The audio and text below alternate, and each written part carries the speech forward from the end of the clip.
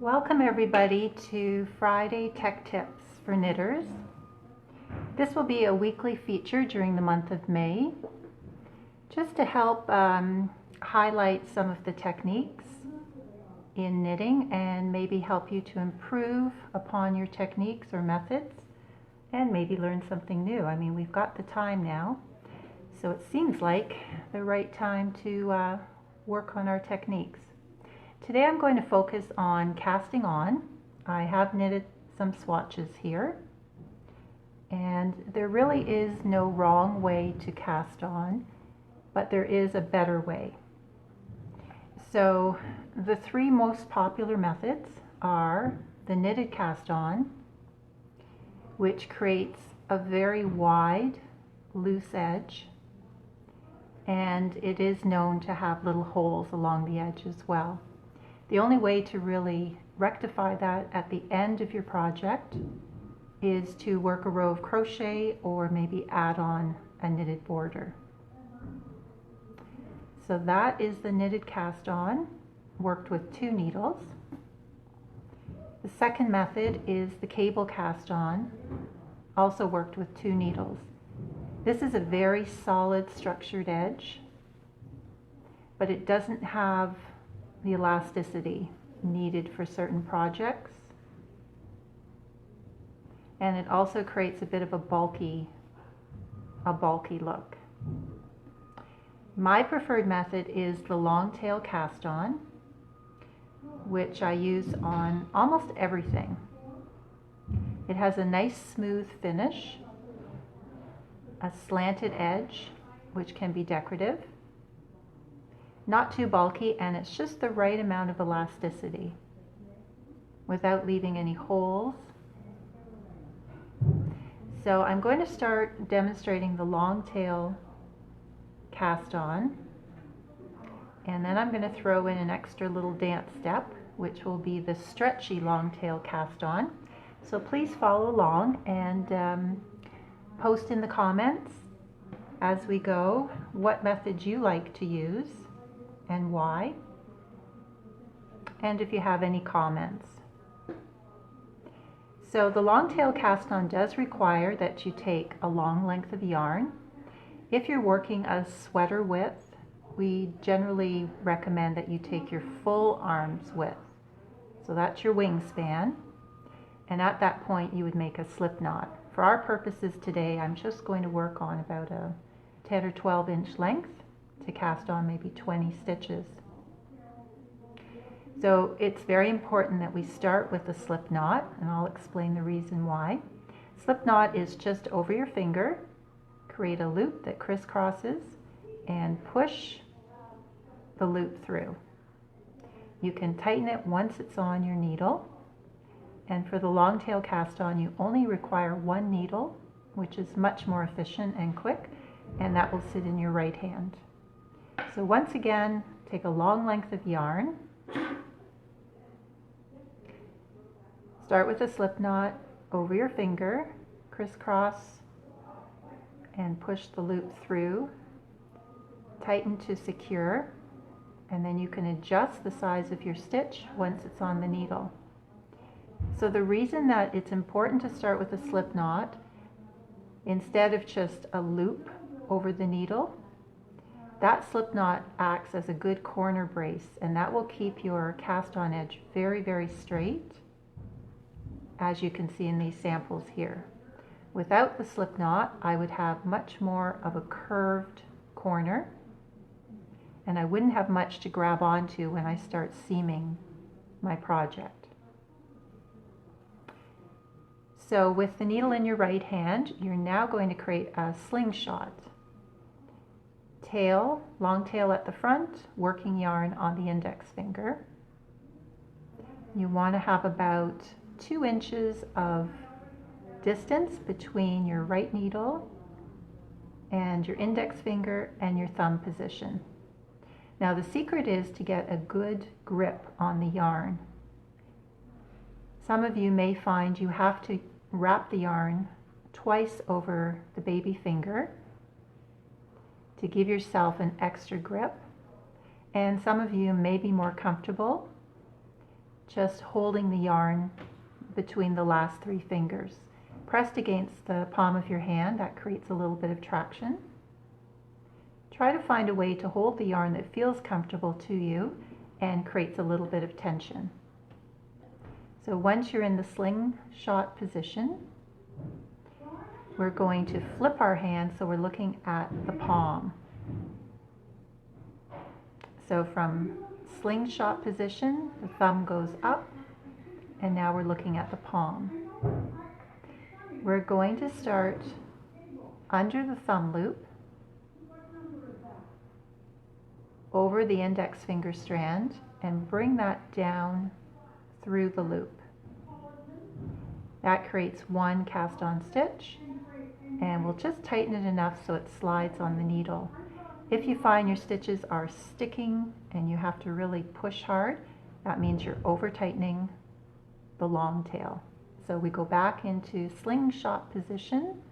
Make sure you've got some tension and some grip. Flip your hand so you can see your palm. And we're going under the loop, just the single strand on the outside, over the top, and down through the loop.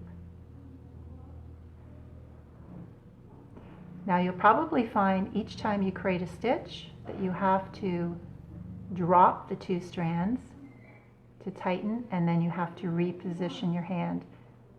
With a little bit of practice, you'll be able to go under the loop, over the top strand, and back down, and you won't release your index position. You'll only release your thumb position.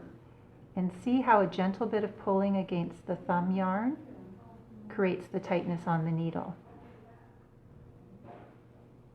So try not to release the index finger position, just the thumb.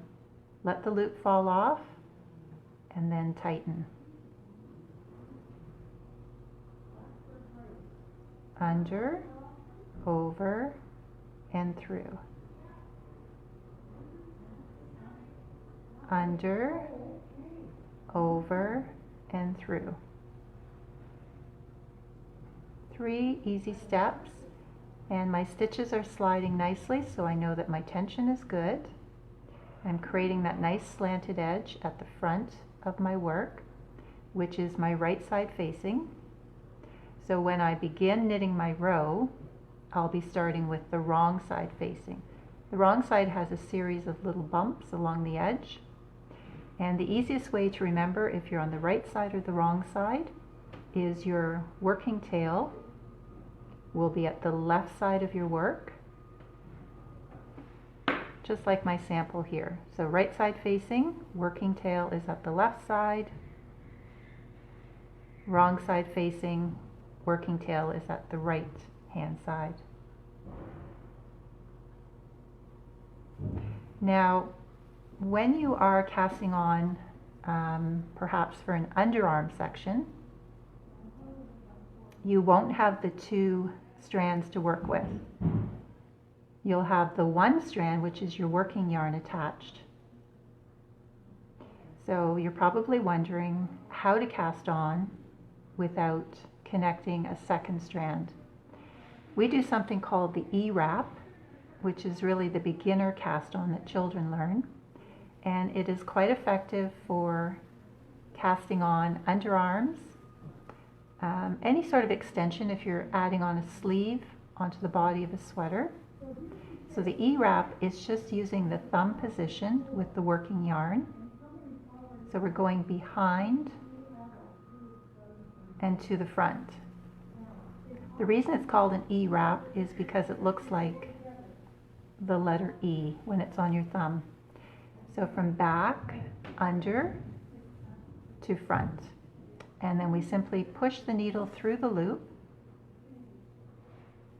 and tighten slowly. This is not an effective cast on for the bottom edge of a garment because it is very loose.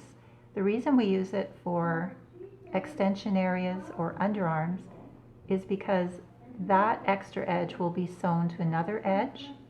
So it would be very, very light. It wouldn't be bulky, and it wouldn't leave a ridge on the inseam. So E-wrap as many times as your pattern requires, and then turn, and your stitches are on the needle and ready to be worked. And there you can see the difference between the original long tail cast on using the working yarn and the tail, and then the E-wrap is much looser.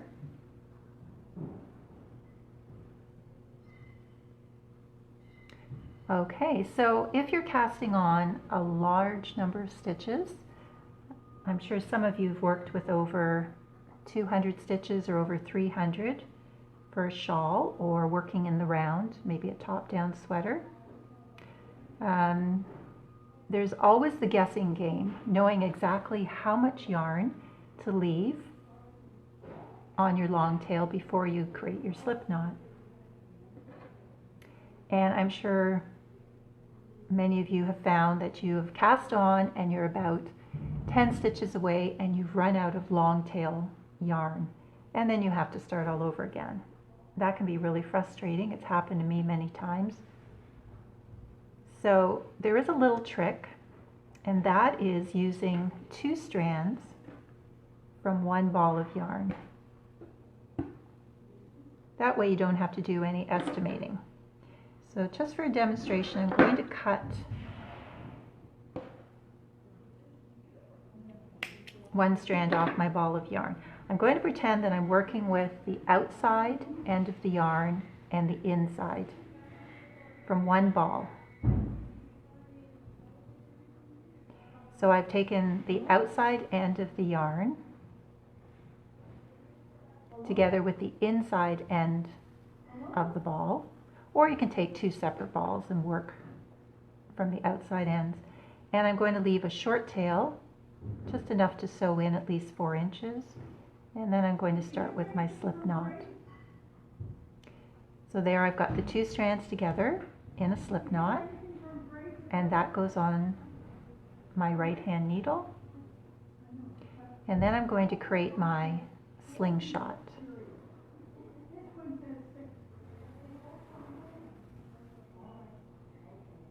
And long tail cast on means I'm working from each strand of yarn equal distance until I get the required number of stitches. So if I have to go over 300 stitches, 400 stitches, I won't run out of yarn. And when you get the required number of stitches, all you do is snip off one of the ends. And then just continue working with your attached ball of yarn. It does mean you'll have a few extra ends to sew in, but in the long run, there's no estimating, there's no fear of running out, and it saves time.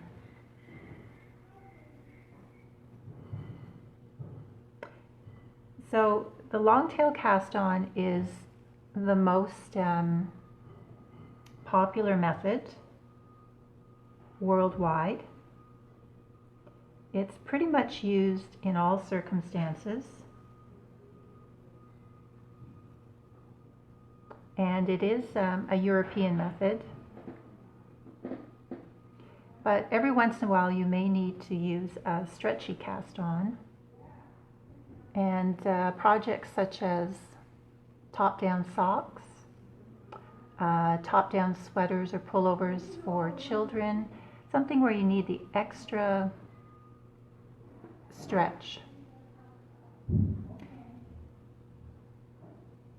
So if you look at the 2 samples here in the red, the lower sample I've done the regular long tail cast on, which does offer quite a bit of stretch. This sample is using the stretchy long tail method. You can see it has a little bit more of a raised ridge and a lot more stretch. So if I hold the 2 samples together, I've cast on the same number of stitches for both. I've worked the same tension.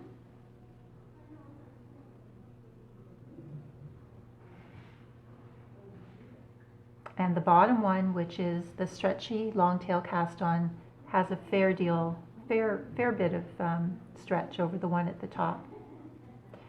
So let's try the long tail cast on again with an extra dance step thrown in. And that will create a stretchy cast on. Are you liking the long tail cast on so far?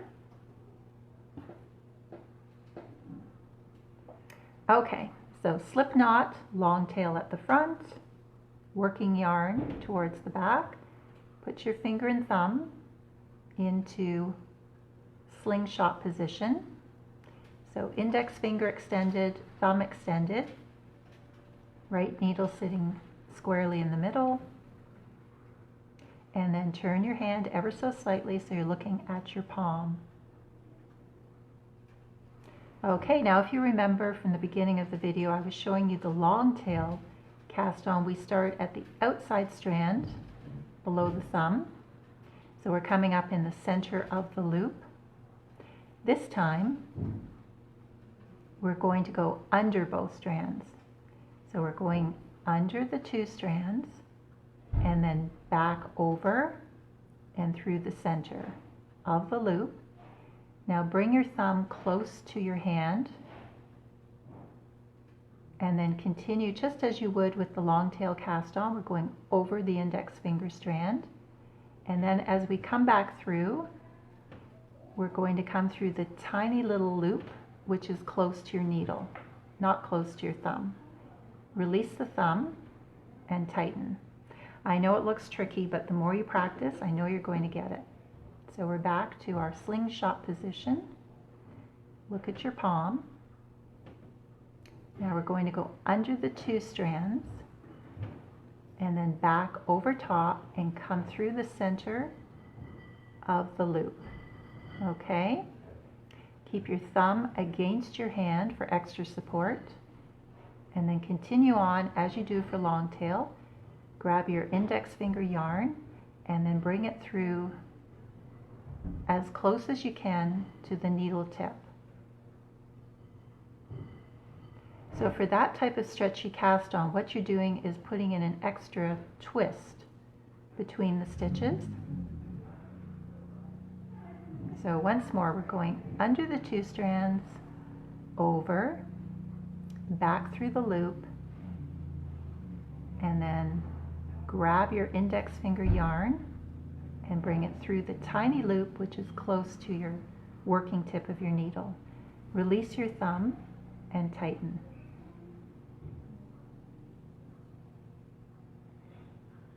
Under two bars, over one, over the top bar, and through the tiny loop.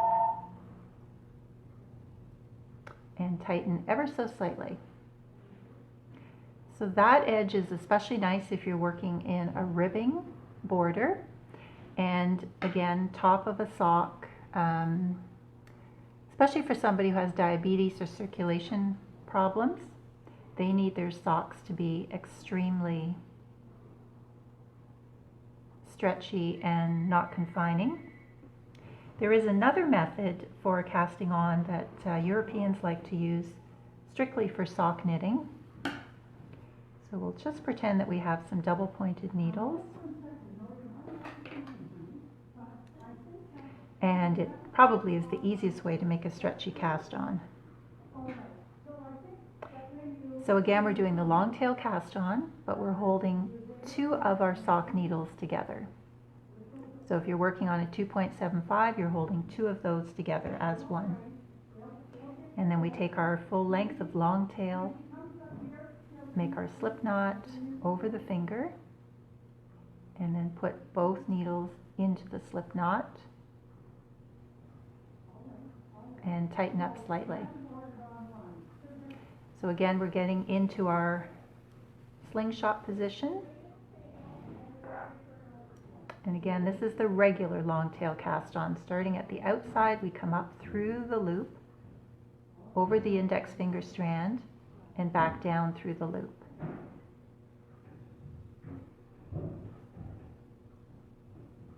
So what we're doing is creating very uniform but larger cast on stitches. And usually for a sock, top down, we would be casting on about 60 or 64 stitches. So you would be using 2 of your DPN needles held together and cast on all 60 stitches onto one of those needles. And then you will just simply pull out one of the needles. So say we've cast on 60, we pull out one needle, and then we've got a nice uniform, loose, stretchy cast on. It may look a little bit too relaxed to your liking, but once you start working into your sock pattern, the stitches will look a lot less loose, especially if you're doing ribbing right away. So that is another quick fix to a stretchy cast on. Hope you've enjoyed this segment, and again, we will be featuring it every Friday at 1 o'clock, a different topic each week. If you have some suggestions of techniques that you would like to see, maybe to expand or perfect, please post it in the comments, and I will pick one each week and demonstrate it. Thanks so much for watching, everybody, and enjoy the rest of your day.